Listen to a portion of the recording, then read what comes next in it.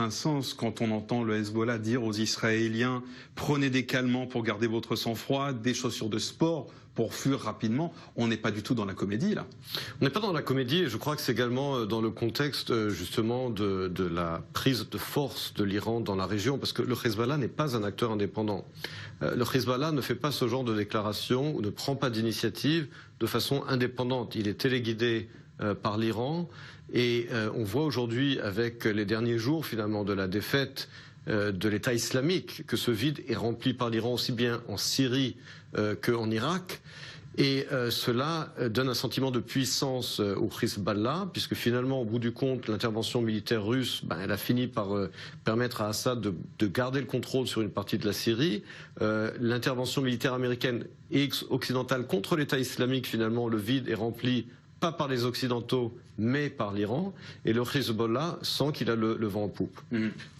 Ce que vous dites est d'ailleurs corroboré par les déclarations hier de l'un des chefs du Mossad, qui a clairement dit que l'Iran prenait cette place aujourd'hui.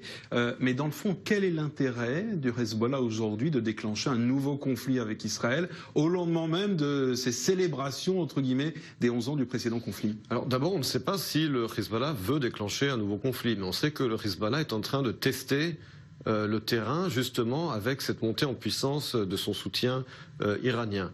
Pourquoi le terrain. Qu'on ne sait pas s'ils veulent déclencher un nouveau conflit.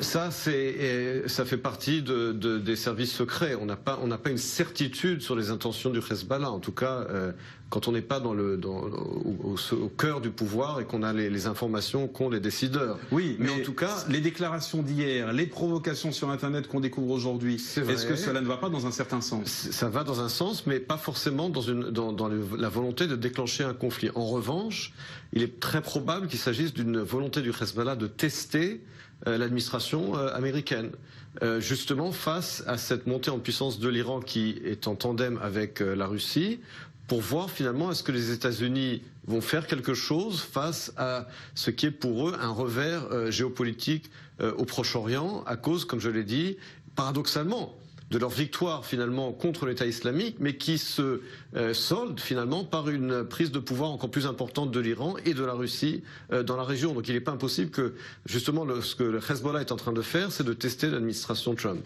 C'est intéressant. Je parle aux Israéliens, mais en réalité je m'adresse aux Américains. Bien entendu, puisque c'est le principal allié des États-Unis dans cette région, c'est Israël.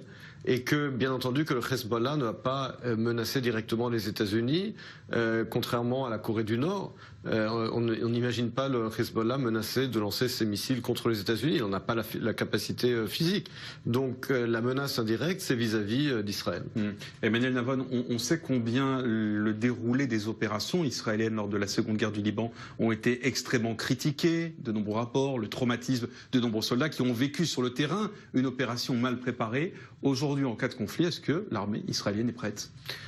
La réponse est positive, c'est-à-dire que l'armée israélienne a tiré les conclusions des échecs et des déboires de la guerre de 2006.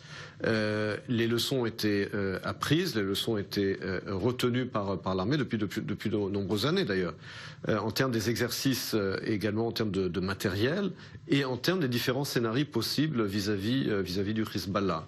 Maintenant, n'oubliez pas qu'il y a également des conséquences qui sont toujours imprévisibles dans ce genre de conflit. Quelles seraient les conséquences vis-à-vis de la Syrie? N'oubliez pas que le Hezbollah aussi, une des raisons pour lesquelles il tient ses propos, c'est parce qu'il est aujourd'hui moins impliqué en Syrie, justement parce que les combats s'affaiblissent légèrement en tout cas ou de façon relative, et donc il reprend du poil de la bête vis-à-vis de l'axe israélien, mais je pense qu'Israël aujourd'hui est beaucoup mieux préparé qu'en 2006. Et le Hezbollah tente d'exister aujourd'hui grâce au front israélien. Le Hezbollah est un des acteurs principaux aujourd'hui au Liban, bien qu'il soit évidemment très contesté, en particulier bien entendu par les chrétiens du Liban. Donc il veut se refaire une santé, je dirais, en termes de légitimité politique, parce que la guerre qu'il a contribué à déclencher en 2006 contre Israël a quand même beaucoup porté atteinte au Liban, a causé de nombreuses destructions au Liban, et c'est dans ce sens qu'il faut comprendre les réactions israéliennes qui parlent de destruction du Liban, justement pour ce qui reste du gouvernement libanais, le peu qu'il y a de gouvernement libanais puisse retenir cette organisation terroriste qui est le Hezbollah. Merci beaucoup Emmanuel Navon. Alors justement, on reste